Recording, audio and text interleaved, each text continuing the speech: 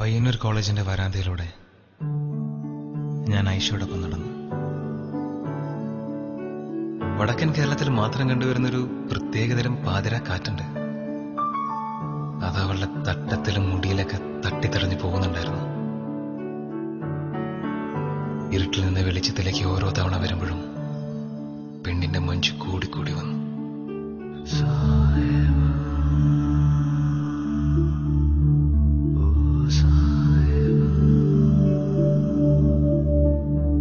അന്ന് ആ വരാന്തയിൽ വെച്ച് ഞാൻ മനസ്സിൽ ഉറപ്പിച്ചു, മറ്റൊരുത്തിന് ഇവള് വിട്ടുകൊടുക്കൂലെന്ന്.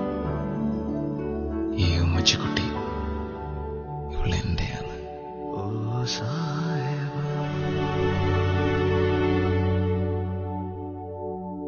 പറയാനുണ്ടെന്ന് പറഞ്ഞിട്ട് ഒന്നും പറഞ്ഞില്ല.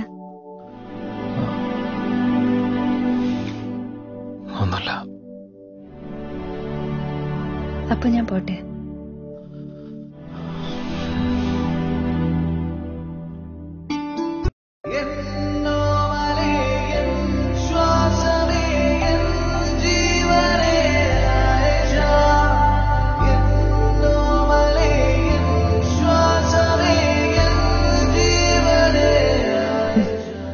വരുന്നു വിനീത് ശ്രീനിവാസന്റെ തട്ടത്തിൻ മറിയത്ത്.